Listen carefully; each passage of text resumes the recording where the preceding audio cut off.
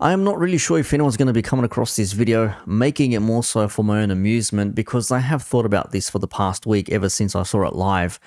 But I thought, other people are covering it, what am I going to add? There's nothing for me to add. I'm not here to give people something to mull over, or to say, oh yes, I agree with Nixon, or I disagree, and it takes sides, and I don't care about that crap. I actually find both these dudes insufferable in their own way. Alex, debate me on everything. If you have a disagreement, I'll debate you and we'll go through it thoroughly. And it's like he has to prove himself to people for whatever reason. If there's a disagreement, if you have criticism towards him, he has to make it into a debate or some sort of conversation to be had.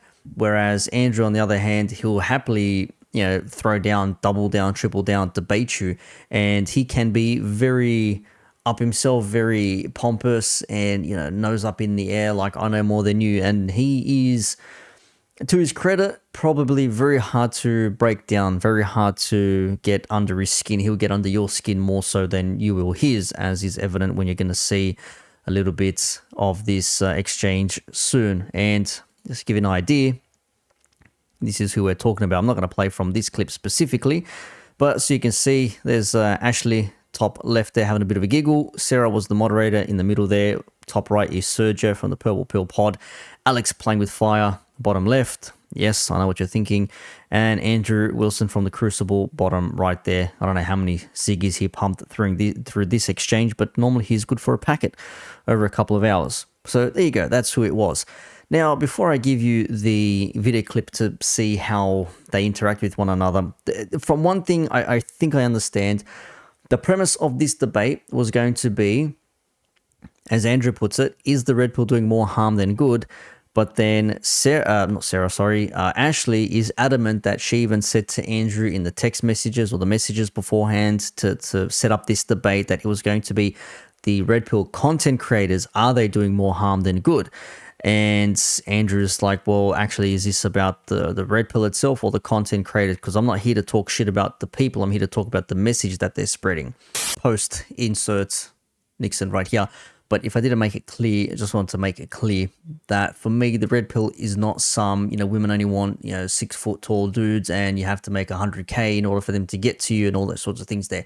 That's not what it is for me. For me, it's a way to better yourself, to look after yourself first and foremost, in which turn then looks after everybody else. If you look after yourself, that will flow onto other people. So you can say, work hard to create something for yourself. Don't let anyone disrupt you. All the vices and distractions and all that sort of shit, that's what's going to get to you. So if you block all them out, you'll be able to better yourself.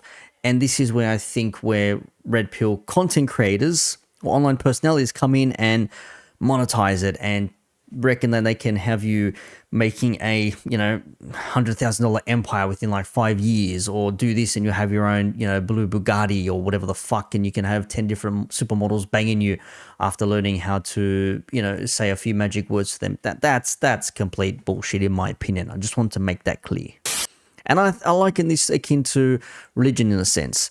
Instead of saying like, is religion doing more harm than good, they wanted to talk about, are the religious pastors or are the religious preachers doing more harm than good? And you can say religion in and of itself is a good thing. It brings people together. It's all lovey, help thy neighbor and all this sort of stuff. But then preachers come into it and they say, you need to pay me X and donate and then you shall be free and everything else. And they do the money scamming and the faith healing and all that sort of stuff, which is scammy and shitty, right? That's how I would give you I suppose a comparison or a analogy, if you will. But this is how they basically went about this for the better part of 4.5 hours. Here's a quick minute or two. When everybody says red pill, that's exactly who they think of. Yeah. Exactly. I know. Yeah, he's the one that really, I think, created a lot of these tenets, right? So Rollo is the Jesus Christ in this analogy. Do I think he's Jesus Christ? No. But I didn't say you thought he was Jesus Christ. Do you think Rollo is Jesus Christ? That's literally the words that came out of your mouth. But anyway, no. What are the actual words that came out of my mouth? Oh my God, more obfuscation. That's not obfuscation. You don't even know what fucking obfuscation means. Pure obfuscation. Well, it's not up for me to answer that question. It's your That's question. right. That's not obfuscation. That's debate. It's It's your point. Learn how to fucking do it. I know that you debate with a bunch of weaklings all the time, but Alex, in this debate, you got absolutely fucking crushed because you don't know your own position.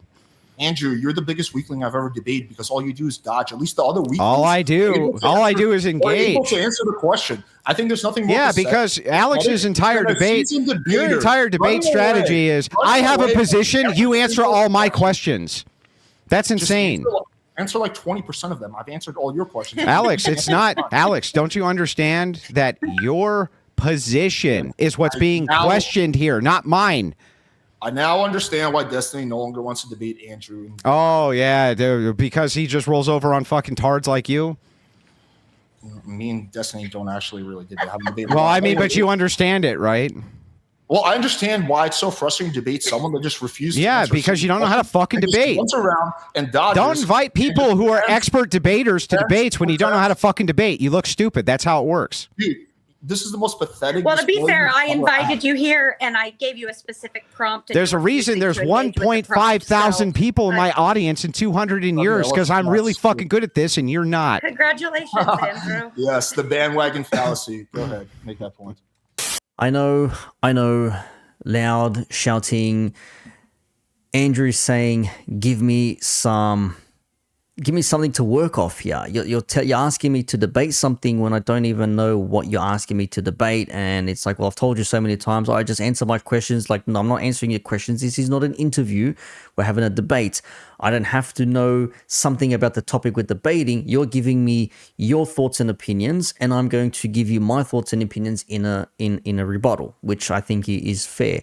If you want to discuss things like you are pro something and against something, that's one thing.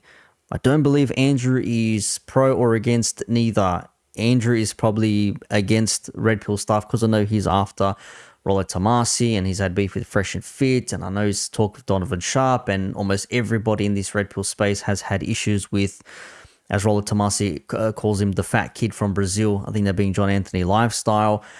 A lot of people have had issues with Rollo, and look, I've always said sometimes not his biggest fan or supporter because of his attitude and how he's gone about things with certain people and the way he's gone about his business, but his book is helpful, in which I'll say, I'll give you my 2 cents into this. Is the Red Pill doing more harm than good? In my honest opinion, no, but that depends on who is portraying the message, which is what Ashley and Alex were trying to debate. The people portraying the message is negative, whereas Andrew's like, I don't care about the people portraying the message. Talk to me about what the Red Pill is, and then we can have a discussion. I think that is what's happening here. Now, you can say, well, it is doing more harm, it's doing less harm, it's doing more good than anything. That's your stance, whatever. I'm just here to show you that little 1 or 2 minutes that I showed you, my thoughts and opinions, the breakdown on all this, because this just was not necessary. It was not necessary to go through 4.5 fucking hours of their time and everyone else's time, and Andrew shouting with Alex and Alex going back to forwards to Andrew. And then after all this, they even did their own decompression or feedback streams, right? Alex and Ashley were talking on a stream with Greg Lurik, and then Andrew Wilson caught wind of this and said, well, they're burning bridges and they're doing things that they shouldn't be doing, and this is why I will not talk to them ever again. This is very, very snaky behavior. How dare they do this? I'm not going to make their argument for them. They needed to tell me what their arguments were and everything else in between and all that sort of shit. And now we have a bit of a, I don't even think you call it a civil war. It's just people really not willing to talk to one another. Not willing to talk to one another. I think that's the best way I can put it. And it's a bit of a shit go because Andrew and Alex had been on each other's channels multiple times doing multiple debates and everything else in between, and it was all good and well to a certain point until it wasn't. And because now we've seen what it's like, we've seen the outcome of this, and I'll just show you the clip from the Cope stream, if you not Cope stream rather. That's what a lot of people call the Ashley and Alex stream, but this is from Andrew Wilson's How to Burn Bridges and Lose Friends. PWF and Smashly come for the Crucible. Now, I did shout the timestamp there because someone gave Macedonian dinars, MKDs, obviously being my background. And I did say this, Alex will try and make anything you to disagree with him on a debate, which is the most frustrating thing that there is to say about Alex, in my opinion. You just can't take whatever, no for an answer. I disagree. Everything has to be a debate and everything has to be contested in an online space. And that is the stream that we're looking at that moment there. So you can see here, 869 up, 29 down for this stream. But this was the original one where they got on here. So that's the one he was looking at, talking about. And then rating men isn't gay. And then we had, of course, Alex's own stream where he did a counter to Andrew's stream, and not well rated at all. Apologies for the for the poor screen there, but 95 up, 220 down is the TLDR from Alex's point of view. Andrew and I participated in a heated debate where Andrew lies about the debate prompt and refuses to answer most questions. I do a podcast where I say exactly the same thing I said to Andrew directly. 12 hours later, Andrew does a stream where he plays the victim and lies about me, trying to get him to turn on Fresh and Fit and Rollo. As I'm responding to his claims, he puts the stream behind a paywall, and we've already seen that he's back out in the open now. So it's a very odd thing that these people are arguing with themselves now. Now, Ashley did have a good theory, and this is where I'm going to end this video. Ashley's theory was because Andrew is doing streams with Rollo Tomasi now, because he's doing things on the Whatever podcast, and he's looking to get in with other people in that certain space, he is reluctant to speak ill about these certain creators out of fear of losing opportunities to stream or collaborate and everything else like that, which I understand. But again, if Andrew is not telling the truth about the debate prompt and that it was actually about Red Pill content creators, then that's a shame on Andrew. But if it was specifically about the Red Pill in and of itself, and then it got changed to the content creators, then that's shame on Ashley and Alex. And I just leave Sergio out of this because he's just like a willing participant in all this. So there are theories lying about. I don't particularly care, as I said at the start of the video, as to who did what wrong and who did what right. I don't give a shit. I just gave you some examples as to who could have done something. But do I care enough to come to a definitive answer? No, I don't. You've seen in the example, they went back and forth for 4.5 hours. They did their own couple of hour streams talking about this thing and basically created a conflict out of nothing, out of what, ego and what, not wanting to take a step down or show some sort of a weakness, for lack of a better term. I have no idea, but this is why these debate spaces sometimes are just bullshit. They're a pain in the ass because you get bullshit like this happen for no reason whatsoever, apart from people just trying to look good on the internet and trying to maintain their frame, to use Red Pill terms, and remain stoic, and they were anything but stoic in this particular exchange here. So, yeah, no one looks good in all this. People will take their sides, and I'm just going to leave this one there so you can let me know your thoughts down below if you come across this video. Peace out. Because I think those two things are very much intertwined. Why? Red Pill was created by Red Pill content creators. Okay, which ones created it?